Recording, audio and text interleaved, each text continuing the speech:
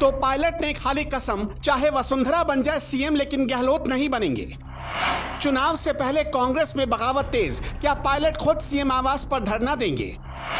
5 सालों तक अशोक गहलोत ने जो किया, पायलट चुन चुन कर हिसाब चुकता करेंगे। 5 संकेत, सचिन पायलट ने मूड बना लिया, कुर्सी भी लेंगे, पार्टी भी ले जाएंगे, विधायक भी ले जाएंगे।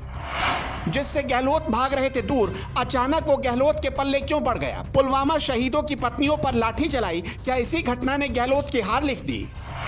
राजस्थान में सरकार के पास 121 विधायक का समर्थन है, लेकिन कुछ मीडिया रिपोर्ट में दावा किया जा रहा है कि करीब 92 विधायक सचिन पायलट खेमे वाले हैं, जो कभी भी हिडन गेम कर सकते हैं। पायलट गद्दी उड़ा ले जाएंगे, विधायक उड़ा ले जाएंगे और गहलोत का पूरा सियासी करियर भी उड़ा ले जाएंगे। चुनाव से 8 महीने पहले जो बगावत शुरू हुई है वो इशारा यही कर रही है। पायलट अब की बार दिल्ली दरबार यानी गांधी परिवार को भी नहीं बख्शने के मूड में। वैसे सितंबर 2022 में क्या हुआ था ये तो आपको पता ही होगा। खबर आई थी कि कांग्रेस आलाकमान अशोक गहलोत को कांग्रेस का राष्ट्रीय अध्यक्ष बनाना चाहता था और उनकी जगह पायलट को मुख्यमंत्री की कुर्सी पर बिठाना चाहता था। इसके लिए 23 सितंबर 2022 को जयपुर में विधायक दल की बैठक बुलाई गई, लेकिन गहलोत गुट ने ये बैठक नहीं होने दी, क्योंकि उस समय करीब 92 विधायक खुलकर सचिन पायलट का समर्थन करने लगे थे। लेकिन पायलट गुट ने दावा किया कि इनमें से ज्यादातर विधायकों का जबरन इस्तीफा लिखवाकर अशोक गहलोत गुट ने रखवा लिया। गहलोत गुट जब कमजोर पड़ा तो विधानसभा अध्यक्ष सीपी जोशी के पास जाकर इस गुट के 70 विधायकों ने इस्तीफा देने की धमकी दी और सचिन पायलट फिर से कांग्रेस के मुख्यमंत्री बनते रह गए।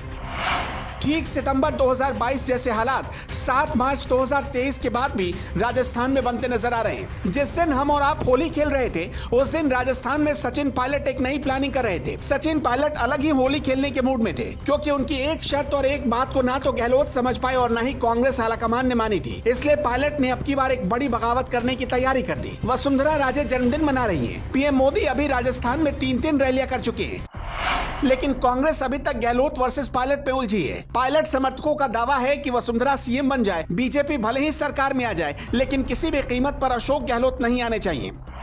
7 मार्च 2023 को जयपुर में पुलवामा हमले में शहीद 3 जवानों की पत्नियों ने मुख्यमंत्री आवास घेरने का फैसला किया, लेकिन तभी उन पर राजस्थान की पुलिस ने लाठियां बरसाई। इन वीरांगनाओं की मांग थी कि उनके शहीद पतियों की मूर्तियां लगवाई जाए, उनके घर में किसी को नौकरी दी जाए। कुछ परिवारों में बच्चे इस काबिल नहीं कि वो नौकरी कर पाए, इसलिए उनके देवर को नौकरी दी जाए। लेकिन मांग सुनना तो दूर, उल्टा होली के दिन ये वीरांगनाएं भूखी प्यासी बैठी रही और खाने की जगह लाठियां मिली। जब गहलोत के पास इनकी मांग नहीं सुनी गई तो ये महिलाएं सचिन पायलट के पास पहुंच गई। सचिन पायलट घर पर मौजूद नहीं थे, वो दिल्ली में थे। जानकारी मिल रही है कि सचिन पायलट दिल्ली इसलिए आए थे ताकि गांधी परिवार से इस मामले में हस्तक्षेप करने को कह सकें और शायद अशोक गहलोत की सरकार तब इन वीरांगनाओं की मांग सुन ले।